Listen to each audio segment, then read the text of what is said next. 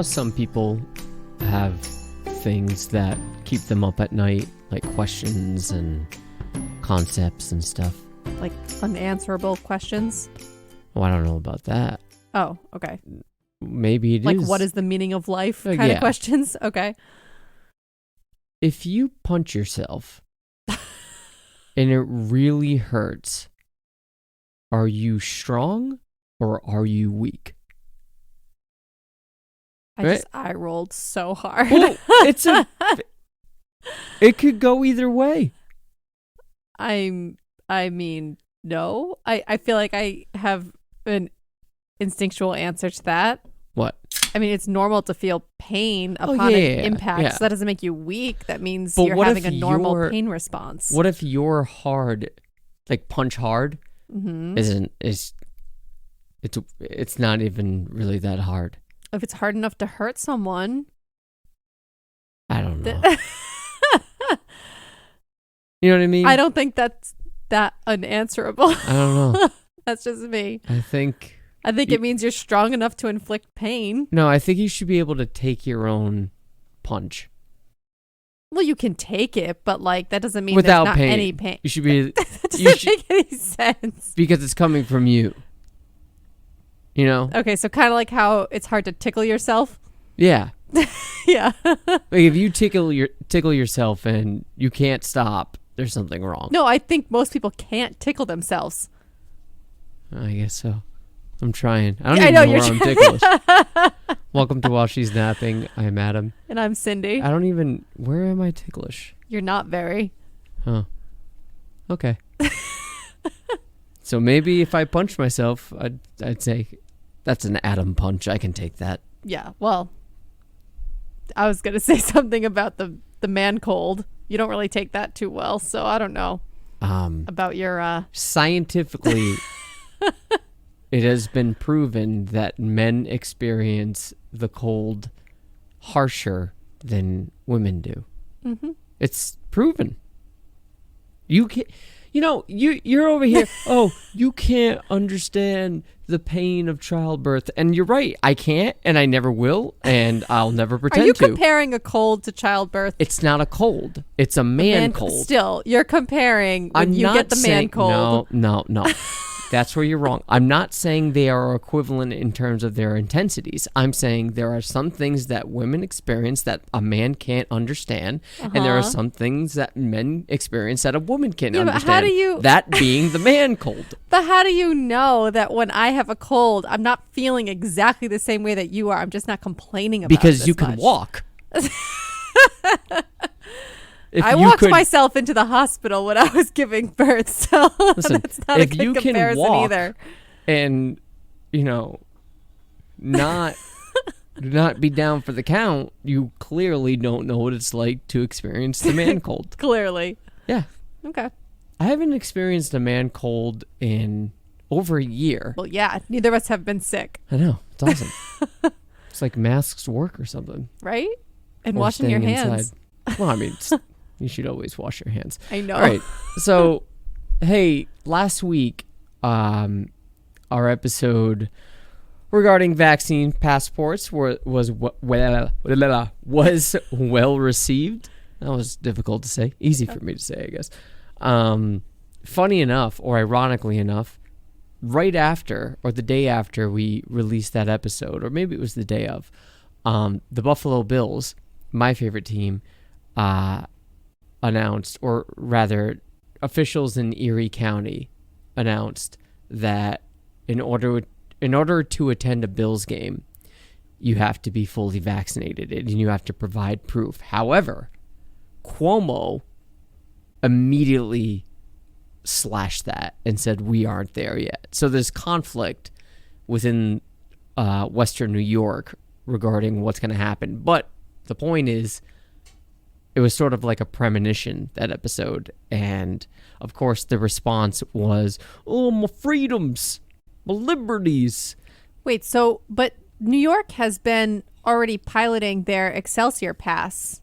So yeah. Why is this an issue? Because just because they have the pass doesn't mean that Cuomo is ready to mandate places like that. Gotcha. Okay. To utilize it in order to gain entry. Mm-hmm. But the official in Erie County made a good point, and I'm sorry, I forget his name. Said no one has a God-given right to see a football game. Yeah. It's not a God-given right. So it's true. And also the same day that we released that episode on vaccine passports, an episode was released from a podcast that I love listening to called Today Explained. That was also titled Vaccine Passports, but from people who are very knowledgeable about vaccines and reading into some of the implications of using that kind of technology. And it's a good listen if you're interested in diving a little deeper into that topic and hearing some more from experts. Yeah. All right. Well, that being said, today we are going to talk about the fascination with true crime.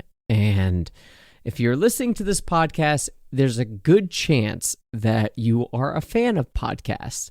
And if you are a fan of podcasts, there's a very good chance that you have indulged in some sort of true crime podcast content. And if not, via a podcast, perhaps in a documentary, perhaps in a docu-series, perhaps a book, something. There has been some sort of true crime that you have consumed in terms of media in your life. I'd go as far as to say that I bet a lot of people who listen to podcasts, and this is my experience, but I've heard this, this is anecdotal, but I've heard this from a lot of people. Their introduction to podcasts was a true crime podcast. Yeah. And they may have been interested in true crime before that, like we grew up on Unsolved Mysteries, for example. But yeah, I think a lot of people who listen to podcasts in general start with true crime and then kind of expand out. Yeah, I think it's prevalent amongst podcast listeners if that's how you consume your content. But before we break it down, just want to get some house cleaning out of the way real quick. We'll be brief with it. If you're listening to us for the first time, we welcome you to the show. If you've been a consistent listener, again, we welcome you to the show. If you could take the time to give us 5 stars and a quick review if you are listening to us on Apple Podcasts. If not, subscribe to wherever you get your podcast from. We appreciate it. Tell your friends about this podcast. Share it. Make sure people know about us. If you enjoy it, chances are at least one of your friends will enjoy it, and word of mouth is key. We put up some polls for this week's episode on the Instagram, so if you'd like to participate in the episodes, you can by subscribing to all of our social medias. We're on Instagram at While She's Napping. We're also on Facebook at facebook.com/While She's Napping. And I wanted to also plug a post that we put on our Facebook. I couldn't share it on Instagram, but it's a really hilarious SNL skit that I had never seen about the obsession with true crime that one of our listeners shared with us. So check that out. It was good. It was a good laugh. And we are on Twitter at She's Napping Pod, and you can email us at whileshe'snapping@gmail.com. All right. So when it comes to true crime, I don't know about you, but personally for me, my introduction to all this was from podcasting. And I know, or rather from podcasts, I know obviously, as you mentioned, things like Unsolved Mysteries, even to a certain degree, 2020 back in the day had some sort of true crime segments, or 60 Minutes, right. Back in the day, before podcasting, before the internet, growing up. That's how you sort of was introduced to things that were happening, like the America's Most Wanted. Yeah, that too. What's the little girl's name? The little blonde girl. JonBenet Ramsey. Yeah, that was the big thing. Oh yeah, in the 90s. It still is. Yeah. Yeah. So you had to rely on those made-for-TV sort of presentations for this. But for me, getting into podcasting and getting into podcasts, obviously, and I don't think this is atypical, Serial was the thing to sort of kickstart it. And that was literally my first podcasting experience in terms of getting hooked. My podcasting experience previous to this in terms of listening was just radio segments put on a podcast. So in the sports radio world, what they do, they usually each show on a sports radio is 4 hours long, and they break it up into 4 segments, 1 hour apiece. And what radio stations will do is each hour segment they would upload as a podcast episode. So that was how I first consumed audio, and it was just passive listening. When I got into Serial is when I really got involved and had the first inclination of, oh, I need to listen to the next episode. Right. It hooked you in a way that only like TV series had hooked you before. Yes. I need to see what happens next. Yeah. Or a book or whatever. Right. Yeah. Yeah. I think I still remember you telling me about when you listened to Serial, and I don't think I had ever heard of a podcast. Right. I was like, I don't even know what this is. And yeah, you said, you have to listen to this podcast. I was like, what's a podcast? And you showed me how to find it. And I ended up eventually listening. And yeah, same. I think there's a podcast called, Mysteries, Lies, and something. It's a dramatic podcast. They act things out. It's sort of like a listening experience, but a play. Okay, yep. And there was a musical comedy on Serial about everybody's obsession with Serial. And, you got to listen to Serial. You haven't listened to Serial? And the twist was that I forget the woman's name that actually hosted Serial. She actually committed the crime so she could make the podcast. It was all a setup. Yeah. That's funny. I haven't heard of that. I'll have to check that out.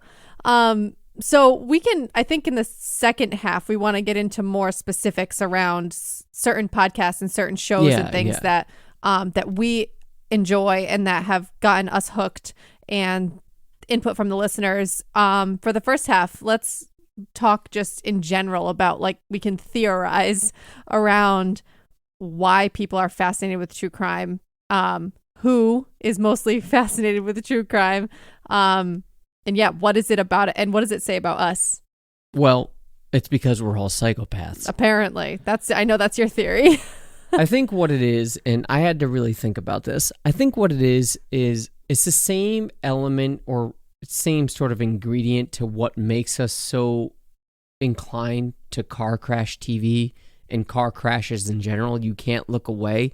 We have a tendency and a compulsion towards tragedy.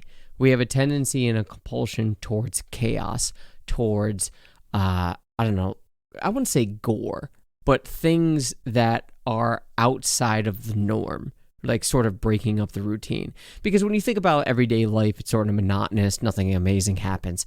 But it's something that you can sort of connect with that is divvying off that path. It's immediately compelling.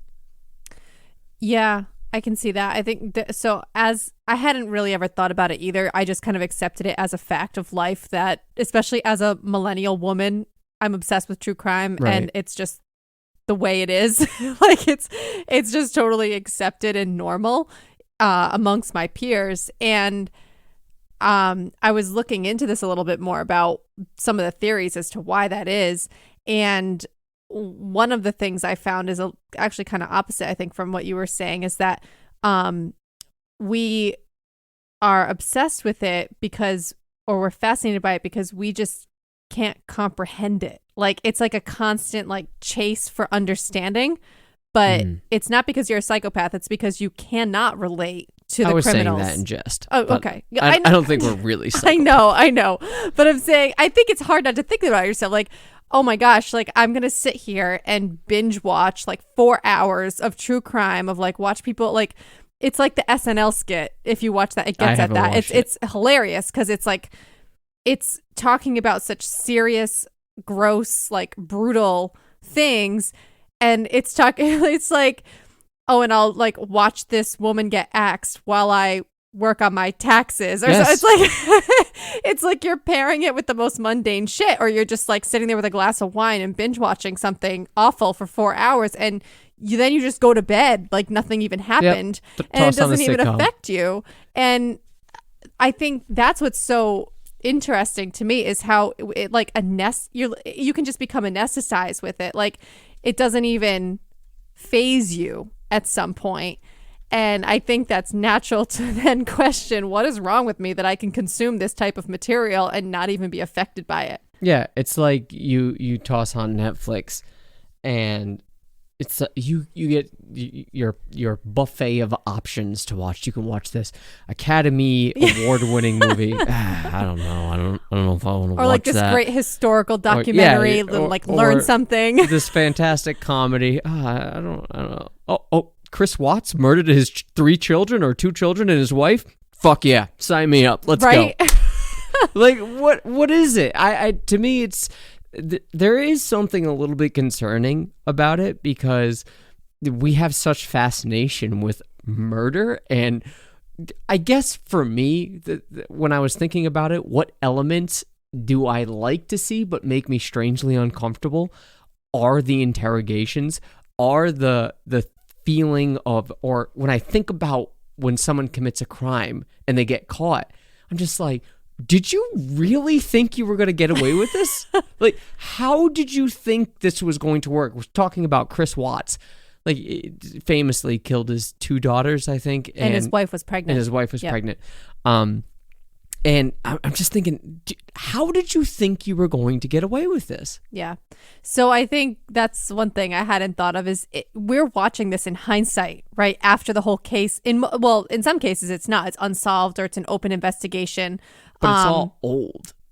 It depends what you're listening to. I'm thinking of things like Up and Vanish. Like when that came out, it was an ongoing investigation. And then when there were like real-time updates happening on the case. So while you were listening, it wasn't like this...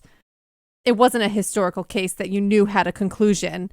But right. When you're watching something that you know is a solved case, I feel like we almost feel like smartasses. Like, well, we know who did it. And now we're going to sit here and like analyze it with that hindsight that investigators didn't have at the time.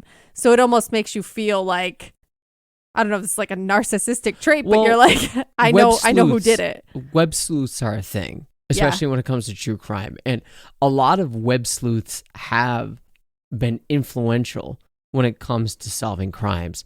There was a recent, Kristen Smart? Smart, yep. The arrest just happened. It just happened. Yeah. I don't know what they have in terms of evidence, but there's this podcast, In Your Backyard. And the investigators credited the podcast for not only bringing awareness, but helping at least in a small part with the investigation. Well, it's a lot of it is investigative journalism, and they're but tracking it's also down amateur. A lot of it is, yeah. You're right. Well, I think it's because people that do amateur podcasting aren't really bound to the quote-unquote rules that actual investigators have to abide by. When you're sort of, I don't want to say a vigilante, but when you're a web sleuth or something, you can sort of operate outside of the rules that the law enforcement have to abide by in order to solve a case, right? There are no you're not getting fired from anything. Yeah. On the other hand, though, that can be dangerous to an investigation if someone is like the reason why the police are, if they're going to be holding information, there are often legitimate reasons as to why they don't want to discuss certain things with certain people and let the cat out of the bag about something. But I think so. I was trying to think of what are the things that, not necessarily that I want to watch. How did you put it about the interrogations? It makes you strangely uncomfortable. Makes you uncomfortable, but you want to watch it. So I was thinking more of just like, what are the boundaries of the things that I just can't, like I can, and I remember growing up, when it came to scary movies or horror films, I remember not really being scared by anything that was, like aliens or paranormal or monsters. It's thriller that you're afraid of. Because thrillers, especially if it was like based on a true story, I was like, well shit, this stuff really happens, like, or this could really happen, based in real life or based on a true story, right? And like the bad guy is a person, and it's usually within the realm of possibility that this, whatever is happening in this scary thriller movie, could really happen or did exactly. Whereas the horror genre is removed from reality. It's like a story, right? So that's how I always felt growing up, is that I was more scared by this like real life stuff. But yeah, I still find myself fascinated by it. But the boundary that I have had is in recent years is kids and animals. I can't listen. I know you can't do animals either. No. And that's why the Chris Watts story, I was able to stomach it. So again, it just doesn't extend just to podcasting and docu-series. Even YouTube sort of channels have their own dedication to true crime, various true crime, actually a lot. It's sort of like Crime Junkie. Crime Junkie does a new episode every week on a new case, or if they continue it as a part one or part two, but most of the time it's a new case. Things like that chapter on YouTube always covers a new case. It's almost every other day. And there's also this channel that it's a psychology channel that actually breaks down the interrogation and how you can tell someone's lying and how someone is getting uncomfortable, and the actual psychological terms of when this person does this is called, and it's a classic case of, and breaks down every single detail. Crime Junkie does that sometimes too with statements and 911 calls, and I can't remember the name of the resource, but they always reference stuff like that too. Yeah, and every time I listen or watch something that has to do with a family getting killed, maybe this is just me, but the first thing I think of is, where's the husband's at? Where's the husband at right now? Is he alive? Is he? Oh, he did it. I don't even need to skip.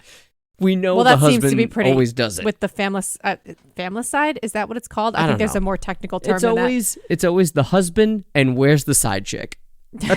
Let's just get those out of the way first. Yeah.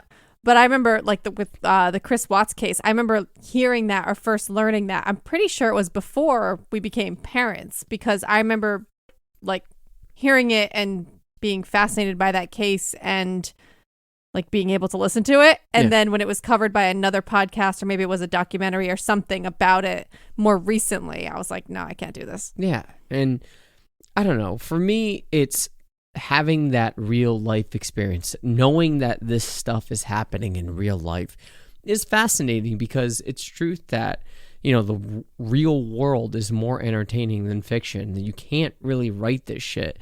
And I don't know, maybe for some people it's that they want to just see the conclusion of everything. But some of the most fascinating things that I have listened to in terms of podcasting and really like clung on to something was stuff that was unsolved for years.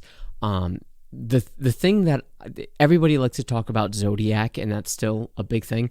The Golden State Killer was something that I was obsessed with for years. And then they found out who it was. And when I got that headline on my phone, I think it was 2016 or 17, it was one of those big holy shit moments. It actually happened. Yep. And seeing that process play out, I don't know. I think that's what it is. I think people just want to see the conclusion. Or if it's a cold case, they want to, I heard something that no one else heard, and this is the thing, Yeah, they want to be a part of it. They want to solve it. Yeah, and I think that's, I've seen memes and everything about this of like, you're watching an episode of a TV show that's literally called Unsolved Mysteries, and you get to the end and you're pissed because you don't know who did it or you don't know what happened. And I remember, this is also pretty recent, within the last few months, there was an episode of Crime Junkie where they addressed some of their listeners who had apparently been complaining about the number of cases that they were covering that were unsolved or still open.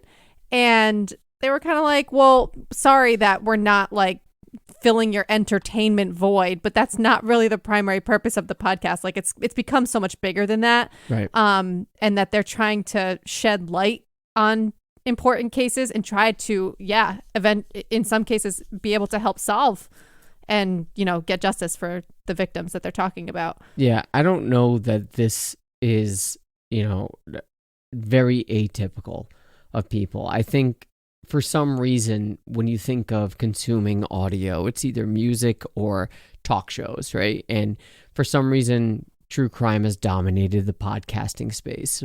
I'm looking at the Apple charts right now, just in podcasting in general. Your Own Backyard, the one I referenced, is 2. Crime Junkie is 4. My Favorite Murder is on here. Morbid is on here. The Case is on here. Like every single Strange and Unexplained, every single thing that you just go down the list, at least Anatomy of Murder, at least one of them has a true crime thing. Good Assassins, Hunting the Butcher, Supernatural, Serial is still on here at number 37. It's crazy. It just keeps people hooked and keeps people engaged. Cold is on here. It's crazy. So why do you think it's we were talking about how the audience is primarily women of my age, so millennial women, but even more specifically, when I looked into it a little bit, it was specifically white, middle class, millennial, cisgender women. I don't know. So like me. True? Is that true? I don't know. I would like to dig a little bit deeper, but that is what I saw just with a brief I can look see into it being more consumed by women.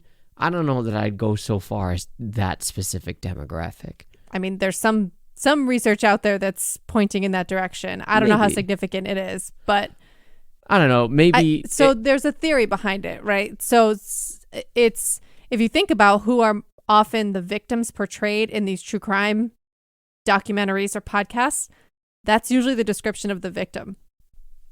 Yeah, but how fair is that? It's not. That was the point I was going to get into, is that it's skewed because data on crime shows that most victims of these violent crimes are people from marginalized groups.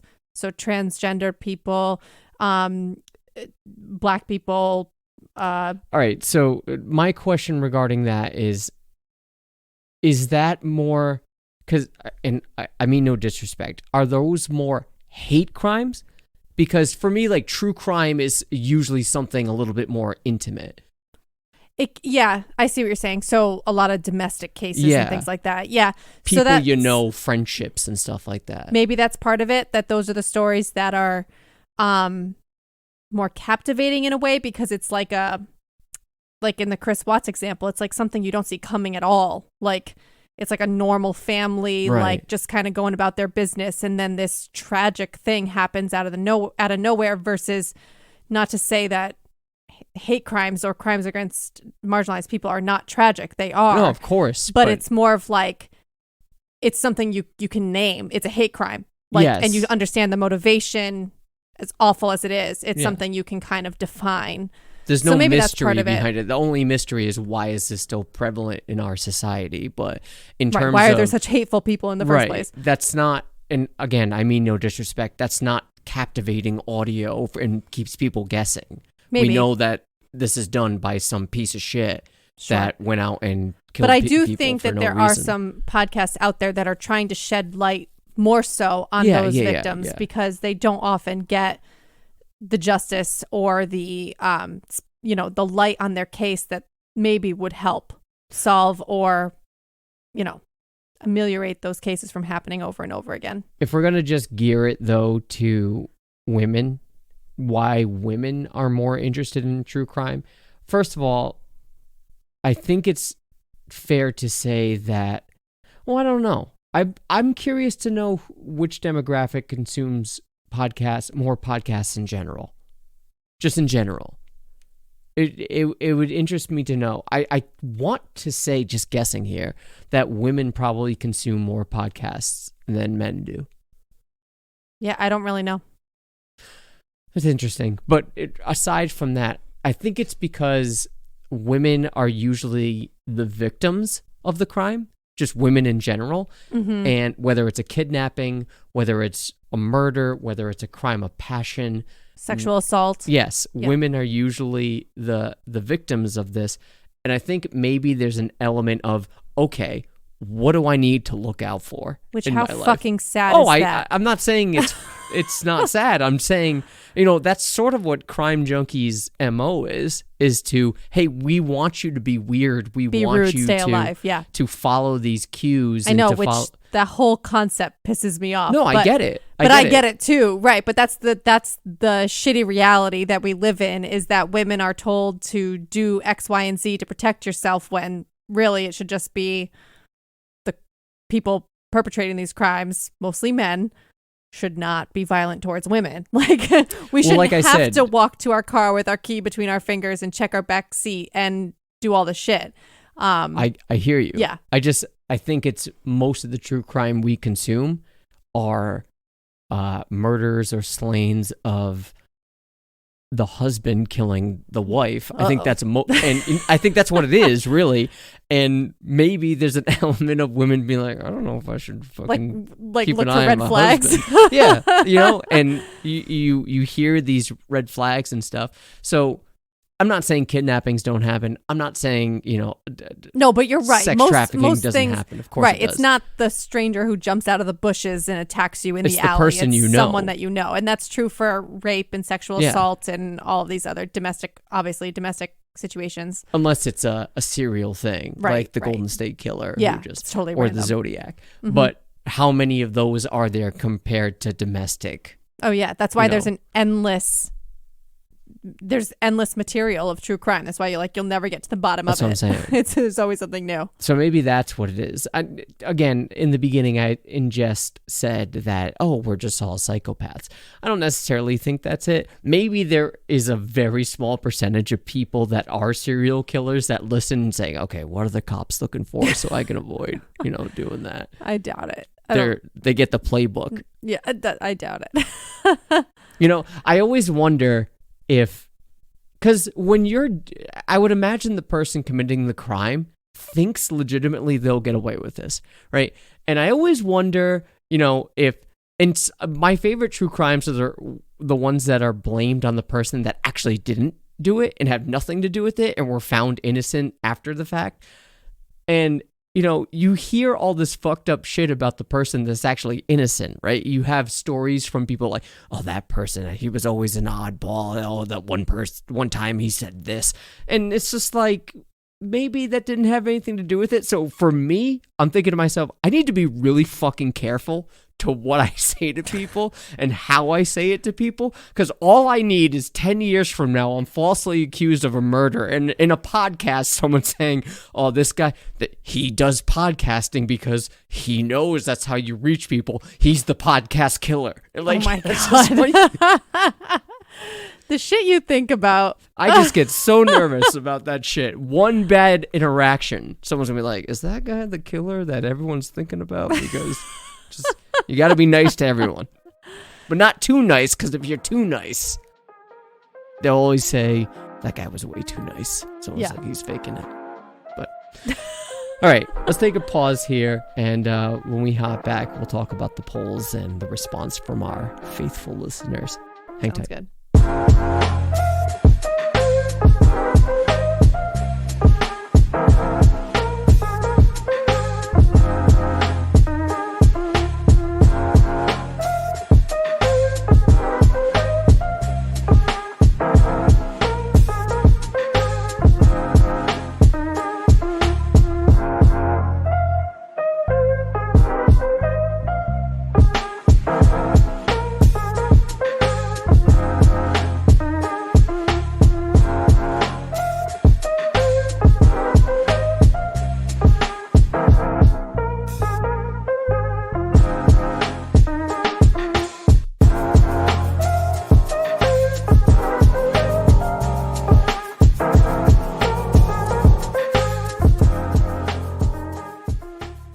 Okay, so we asked a couple of questions on our Instagram, and the first was just to get a sense of how many of our listeners share our fascination or obsession with true crime. And I was honestly a little bit surprised. I thought it was going to be more people who were like us. I think it's the way you worded it. I think so. I was going to say that, yes. So it came out to be 50-50. But a few of the people who said no, that they're not obsessed with true crime. So right, that was the question. Are you obsessed with true crime? So maybe I should have just said, are you interested or fascinated by, or whatever. Maybe people don't consider it the level of obsession, right. But because several of the people who said no then went on to answer the subsequent questions about what are your favorite true crime podcasts Here's and my list of documentaries. 10. Yeah. No, I'm not obsessed, but here, let me tell you about every true crime, anything that I've ever listened to in order. Right.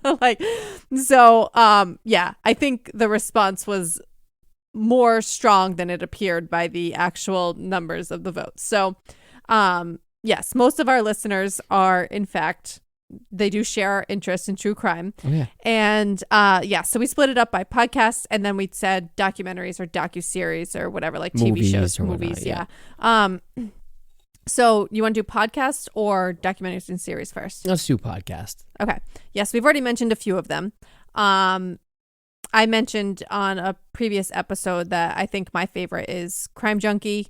There were a couple other people who brought that up as their go-to. Crime Town was mentioned. It's a good one. Which I know you loved that one. I liked it. I wasn't crazy about it, but I thought it's it was more, good. and I'm not saying this isn't a crime, but, the mob life of Providence. It's very there specific. was crime involved, but it was solved. It was just, they did it was well done when it came to the intricacies of everything in the storytelling. But in terms of the life of Buddy Cianci in Providence, there was nothing to solve. It was just some things to learn and discover. Sure. Well, and for our Rhode Island listeners, obviously there's an appeal because it took place here. So, Dr. Death was another one. That's a good one. I remember that one too. That was the one about the nurse, right? Was he a nurse or an actual doctor who killed his patients, right? Yeah, did we watch? No, that was Dirty John. Right. I got it confused with that too at first, but it's not. Dr. Death. I was going to say Dr. John. He was a a nurse, I think. Yeah, and he was stripped with his license. But then he would change jobs, yes, and he was a serial killer who posed as a nurse. Yeah. Yeah, I liked that one too, because that is a very specific niche. Like, that's not something you hear about very often. Oh, I know. The First Degree, I've never heard of that one. Never heard of that. Well, see, this is the thing. I've listened to so many. I know you forget. That I don't know if I've watched this. So, listen to this. So the first, I'll do some research as we go. Sure. Good. The rest of them you're going to know. So I did not listen to The First Degree. Neither have I. Okay, we'll have to put that on our list. Okay. So Up and Vanish. Yeah. One of our listeners said that was their favorite of all time, actually. Yeah, until I got to know the person. Yeah, but I think he evolved over time. I don't know. Okay, sure. I don't know. I think the first season of Up and Vanished was very captivating, and that's what the one I was referring to in the first half, because it was happening in real time. The case wasn't solved when it started, and then by the end, they had arrested the suspects, and it was real time, like watching the investigation happen, and then the trial and all of that.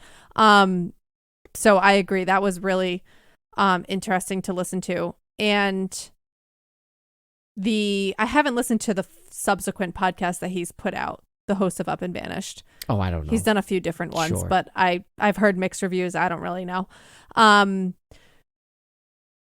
Serial, obviously. Yeah. Season 1. Yes. In particular. Several people mentioned that one. And see, what am I missing? Sword and Scale was the last one. Okay. You know that I have thoughts about Sword and Scale. I've never listened to Sword and Scale. So that used to be my absolute go-to. Like, I could not wait for the next episode every week. It was the most, to me, the way that the stories are told, I think, is very well done. They still are. It always contained the most raw and graphic material, like the 911 calls. I remember listening to, like, there were times where I was brought to tears listening to that. Geez. It was the way that it was told, and the real content that was brought into it, whether it be like an interrogation tape or a 911 call. It was just heart-wrenching hearing people like in like real 911 calls of people in those situations. I know it's not the only podcast that does that, but the way that it was constructed was always so emotional. And the cases they covered were always just the most brutal. Yeah. But over time, there have been some pretty gross, just like awful interactions between the host of that podcast and his listeners on social media. He's gotten caught up in a lot of drama. He's like very petty shit that goes on social media all the time. He goes out of his way to attack other podcasters and other true crime podcasts. And that's basically, from what I see, like his entire social media now is just that. Like it's not about true crime anymore. So that is a huge turnoff to me. And it bleeds into his content too on the actual episodes. And it's just extremely hard to listen to because he's not telling the story in the way that he used to. So then you just don't listen. I don't anymore. That's the answer. Yeah, I don't anymore. But I was a little bit surprised that so many of our listeners are still listening to it. I don't know how. To each their own. Like if you can get past that and you can still enjoy the content and the stories and what's being talked about, that's, good for you. But I just can't get past it. It's too much for me. But I used to love Sword and Scale. I think that was my first, aside from Serial, that was my absolute go-to. That was your go-to? Yep. Is that the end of the suggestions? All right. Yep. A couple that really have captivated me that I'm going through the charts right now, and I'm reminded of them. So the Cold podcast, that was really interesting to me. It was about that dude that was super religious, and he was married to someone else that was super religious, and his father wanted to fuck her, and it was a whole web of this bullshit. And at the end of it, he ended up killing himself and his 2 kids by blowing up the house. That's right. When the social worker was there. Yes, outside the house. So I've never listened to that whole podcast, but I've good. heard that case on several different podcasts. It's good. I like Case File. A lot of people don't like it. It's super dry. Is that the Australian one? Yeah. Yeah. I think he's got a cool voice and a cool presentation. That's how I discovered the Golden State Killer. He did a 4-part episode series on it. Wow. It was great. Criminal, I think it's pretty good. Someone Knows Something. It's this Canadian guy that goes to unsolved cases. He'll go to the regions, usually in Canada, if not always, and he'll try to solve it. And he's really trying to break it down. And his whole shtick is someone knows something. Is he just an amateur podcaster? No, he's a journalist. Okay. Let's Not Meet. If you ever go to Reddit r/Let's Not Meet, it's about these stories about interactions that people have had with strange people. And at the end of it, it's always, so dude in the supermarket that was looking at me weird, let's not ever meet. It's real life stories about interactions or close to interactions. And at the end of it, online or in person or in passing, someone will see someone do some fucked up shit. And and you just never want to run into that person I don't again. want to talk to that. I thought you were going to saying that it's like online dating or something. No. And then people decide not to meet up. I'm like, wow, I would like to hear that, because you don't hear about that happening more often. Yeah. Down the Hill, the Delphi murders. Have you heard of this? Well, I think I've heard of Delphi murders, but I don't remember specifics. 2 little girls that were walking on this bridge, and they were found dead. And the only evidence is this cell phone video footage. Yes, that's of the right. guy, and the only audio that was released to the public is "Guys, down the hill." Yes, I do remember that. Yeah, and I mean, I don't know. I thought that there's was a whole really podcast about that case. It's called Down the Hill. Wow. Okay. Yeah. See, so many of these I've only heard. Yeah, I've only heard the 45-minute or an hour version on other podcasts. Mm-hmm. Yeah, I used to listen to this at the gym when gyms were a thing. Yeah. 24-hour gyms, when I could go. Mm-hmm. Finding Cleo, it's about this girl, the indigenous people of Canada. They're usually very mistreated. Yep. And this girl, Cleo, this little girl, was an indigenous Canadian child, and she was found murdered. And for the longest time, no one cared because of the disdain from, towards those people. Unfortunately, much like you were saying initially about people of color and whatnot, it's not covered. Well, now sex workers is another category of cases that don't get covered. People are trying to figure this out now. So I thought that was cool. Little girl, though, I don't know if I can do it. It wasn't too bad. Okay. I mean, I don't. In fairness, I don't remember when I listened to that. That's the thing. Right. And anything that has to do with the Golden State Killer, I will listen. The original Night Stalker, I will listen. But there, right here, there's 200 shows to choose from with true crime, and I'm sure they're all captivating. Yeah. And I'm someone who's self-described as being obsessed with true crime, and I didn't even know half of those ones that you just said. Oh, the DC Sniper. I remember that one. Yeah. And that's Tenderfoot, so that's your boy. That's Up and Vanished. Yeah. Forget his name. He's not my boy. Payne Lindsay. Yeah. I liked season 1. I haven't listened to anything since then. I'm sure there are a lot more that I haven't even touched on. But I bet. Yeah. Yeah. I don't know. Is that all you have? There's a few others I know are popular, but I don't really listen to that much. The there's a comedy one. Now I'm blanking. There's a comedy it's true crime? They like My Favorite Murder. Yeah. That one's really popular, but I've never really gotten into it. Yeah, you're not a fan? There's also Last Podcast on the Left. Oh, that's yeah. Hosted by two men. I don't know. I was reading something that it was talking about how True Crime Garage. That's like one of the only podcasts that's listeners are more one of the only true crime podcasts whose listeners are majority men. And they were like just theorizing about the fact that it's hosted by men. Maybe that has something to do with it. But then there are plenty of others, like we were talking about Up and Vanished and Sword and Scale, who are also hosted by men. And I think the listeners are predominantly women still. So I don't know if that theory means anything. Yeah, I don't really get that. Whatever. Yeah. Prosecutors podcast. This is one I've been getting into recently. It's two prosecutors that actually know the law that are talking about cases and discuss, what actual evidence is, what circumstantial evidence really is, because people have misconceptions about it, especially the laymen. Right. Have misconceptions about what it can actually provide in court and how substantial it could be. I feel like it's always very downplayed. Yes. Yeah. And, rules, and they read over case files and they say, for instance, this is very atypical of a judge to do. I'm surprised they got away with it. Stuff like that. And it's really interesting to hear the perspective of actual prosecutors that have actual law degrees. Yeah, and to break it down. Practice. Yeah, that's cool. Those are some of the ones that I have either listened to or are currently listening to. All right, you want to go into documentaries and series? Fine. Yeah. I think most of these are Netflix series that have come out in recent years because Netflix just keeps killing it with the true crime documentaries. There's always something new. I think there's only one on this list that I haven't, two that I haven't seen or heard of, actually. And those were The Jinx. Never heard of it. And Dear Zachary. Why does Dear Zachary sound... What's The Jinx? Do you know? No. I've never heard of either of those. The Jinx, the life and death of Robert Durst. Must be Fred Durst's brother.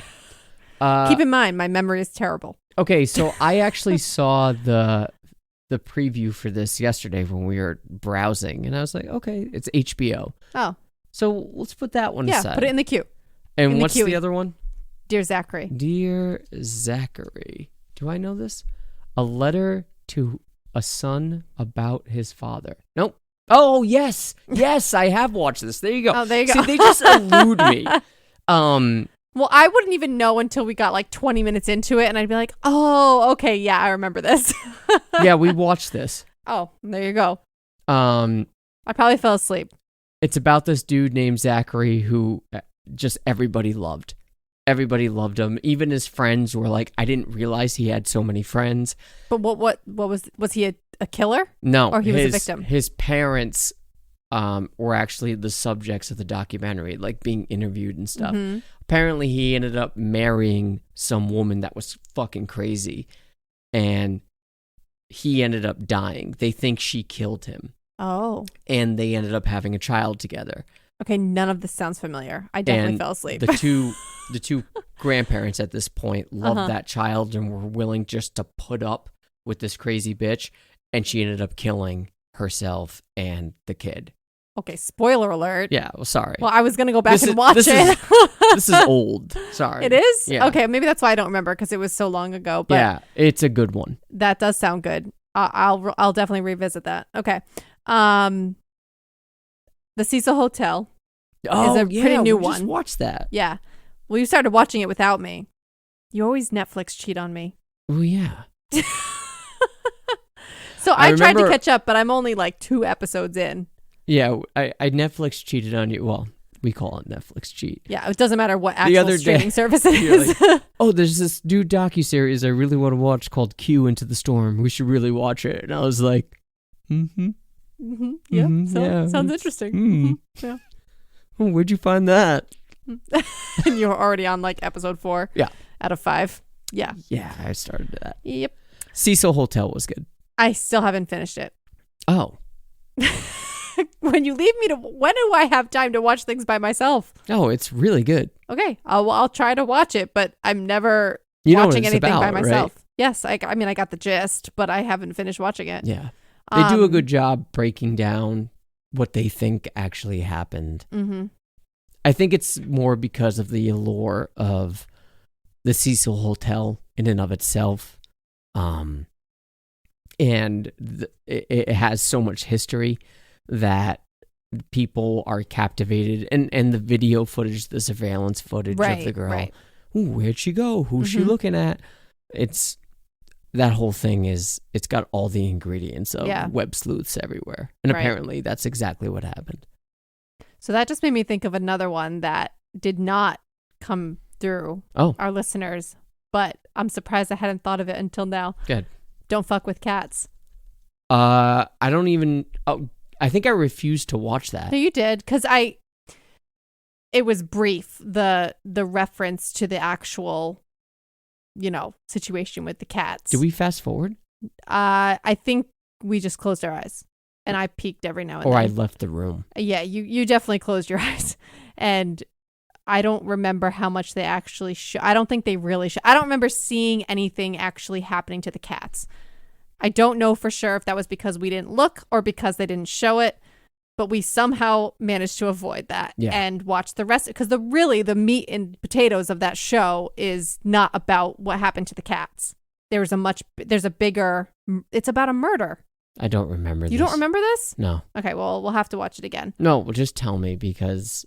Well, I don't remember all the details, but right. it was a guy who was murdered, and they ended up tracking it. It was the web sleuthing type thing where they were able to track the killer down because of a video or multiple videos he posted that had to do with him hurting cats. Oh. But they were able to pick out like features from the room that pinpointed his location, and they were able to piece the puzzles together because of these like YouTube videos that he posted of him murdering a cat. You fucked up. Yeah. But it was cool the way the whole thing came together, and you thought it was going to be about this like animal abuse case, but it was much bigger than that. What else? Mommy Dead and Dearest. Oh, was that the Munchausen syndrome? Yes. One. There's also several podcasts about that. But yeah, that was a good one. Conversations with a Killer. Oh yeah, I don't know that. Oh, that's a whole series. It's a series on Netflix. I've never really gotten that into it. I've watched it. It's difficult sometimes. It's a little. Is it dry or is it's it just overly produced? It's okay. It's sort of like it's not. It's on Netflix, but it's got that ABC kind of vibe to it. It's just that was my feel too. It's very squeaky clean. Okay, and the reenactments are clearly reenactments from C-level actors. Well, it's like I like watching Investigation Discovery in general. The ID channel. Investigate. Yeah. Especially pre-streaming. Who the fuck whispers investigate? I know. And why would you have to watch whisper that shit all the time? The Ted Bundy tapes. Mm-hmm. Those are good. Yep. And I mean, that's just such an infamous case. Like, it's hard not to be interested in it. This is a Robbery. We just watched that like last week. Oh, that's the paint? The museum. No. Yeah, in Boston. Yes. So I remember... I mean, I thought it was interesting. It's very different than the typical true crime that we're talking about. Like, it's not a violent crime. I listened to podcasts. It's a robbery. Called Empty Frames. Oh, it's same Same Same pace? thing. Yeah. Yeah. So that's why I wanted to watch it when we did. Okay. Yeah, it's definitely interesting, and it's a really obviously a big deal. Like it's a very serious crime, but it's not a violent crime like the rest of these are talking about with serial killers and stuff. But I do remember thinking that I was like, oh God, we can't even get past like 9:15 on a Friday night watching some documentary about an art robbery. Like, what was the other so art pathetic. robbery that not the forgery that we watched? That one was interesting. I like that one better. That's a different type of true crime that didn't involve someone dying. Exactly. It's not related to violence. It's or an forgeries. Unsolved. Yeah. But I did like that one. Is that what it was called? I forget what it was called, but it was about forgeries and it was really good. It was good. The last one is Making a Murderer.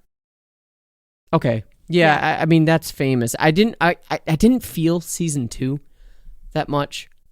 I don't even remember if I watched season 2. See, there you go. Season 1 was so compelling. That was like a phenomenon. It was like everyone was watching it all of a sudden at the same time, and everybody was talking about it and speculating about it. Yeah, season 1 was definitely a phenomenon. That fake art documentary was called Made You Look. That's right. Yeah, that was good. I really enjoyed that. But yeah, Making a Murderer, obviously a lot of people were into it given the circumstances of the man involved and his nephew. Yeah. And season 2 sort of pushed that forward. It didn't have the same oomph as season 1 did, as to be expected, but whatever. Well, I think in season 1, people were going into it blind because no one knew anything about the case. And when season 2 came around, everybody had time to obviously watch and process and digest season 1 and talk about the different theories and kind of went into it probably with their own preconceived notions. So I think that's less captivating for that reason. Yeah, I don't know what it is. Whenever I turn on Netflix, I always go straight for the documentaries. I don't care about the movies anymore. Me too. Don't. Yeah. I do the same thing with HBO. Hulu is really the only thing we watch shows for. Right. Yep. And those are becoming less and less frequent. And even on there are documentaries to consume. But no, I don't know. I don't know what it is. It's wrapping a bow on this. I don't know why I'm so all about watching and listening to it. And maybe it's just there's an element of it, and this is lack of a better way to put it, not trying to be toxic. Maybe it's made me and everybody else that loves it harder, right? It sort of desensitizes you, because it's surprising that you're listening and consuming to all this content about murder and not having nightmares. Yeah, that's what I was saying in the beginning. There's some hilarious comics and memes out there that show like a woman who's like, doing the dishes, folding her laundry, and it shows like, in a word bubble in the background, and then the severed leg floated to the top of the river. It's like, it's just this brutal graphic stuff. And we just go about our daily business like and listen to it in the background like it's classical music. Like when our child was born, before she understood, when she took her naps, it's like, all right, Netflix documentary about murder. I used to do this. Maybe this is really bad. When she was really little, I would still listen to it in the car when I was in the car with her. Oh, yeah, all the time. When she was like, 2 or 3 months old, she couldn't understand. Oh, yeah. Yeah. Yeah. Oh, yeah. I just, then I had to come to terms with the fact that she was starting to understand language and now it was not appropriate to have her listen to Sesame Street or for some reason Halloween. There you go. Yeah. She loves Halloween, oh my God. we probably. She said she wanted to be a vampire for Halloween. So she's already going to the dark side. All she wants to do is listen to Halloween music. Yep, and year it's round. all because we've been listening to fucking Crime Junkie. Yeah, while maybe taking it was her to daycare. subconsciously something stuck. Whatever. Well, in any event, it is sort of this phenomenon that I don't think is going to go away anytime soon. And I think because of the advent of things like podcasts and Netflix and stuff, it sort of shined a light on it, for lack of a better way to put it, and it made it more available to people to sort of consume. And look, as long as you're not hurting anyone and not replicating the crimes like a fucking psychopath, I don't think there's anything wrong with it. I do think there's something very interesting about real life shit. Yeah. You know, I'd rather listen to a podcast than watch a solid thriller or a solid horror. Yeah, I don't disagree with that. It's the presentation. Mm-hmm. You know, like Dirty John. There was something really fucking cool about. And then well, watching that was the both, reenactment. That was yeah, right. So we both listened to the podcast first, and Mm-hmm. then the documentary came out, and I enjoyed the podcast more. That's what's cool. Things are now being made after a podcast gets popular. Yeah. Well, there was the whole show that was based on Serial. Adnan's Case was The HBO documentary. Yeah. What was it called? Something The about night Adnan. or the something night. Oh, The Night of. Yes, the night of. Yeah, it was based on it. Yeah. Great show. Right. Well, that's right. It wasn't a documentary. It was a show based on the case. HBO released a documentary about Adnan's case. Okay. Yep. You know, I don't know. There's something really woven into the fabric now of people's listening experience that usually has to do with a podcast about someone getting murdered. Yeah. It's totally normalized. Yep. It's weird.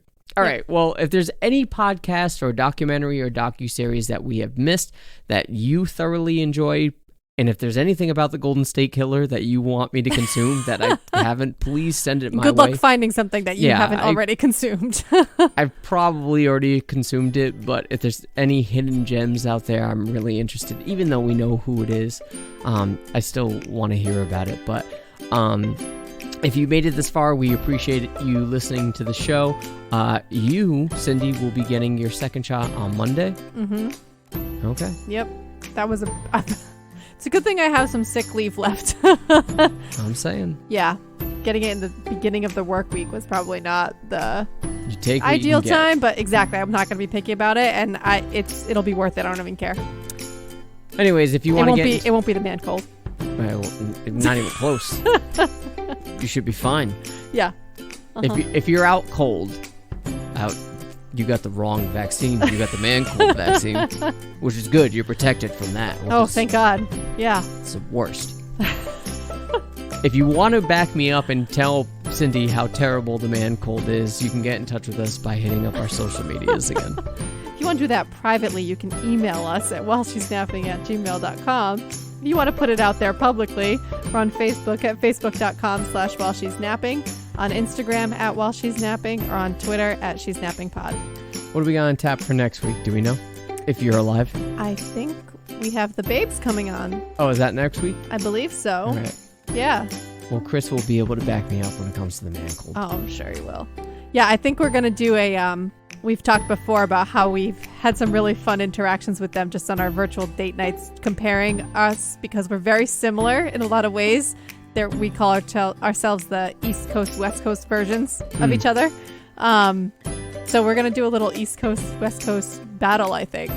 Shopping carts versus carriages.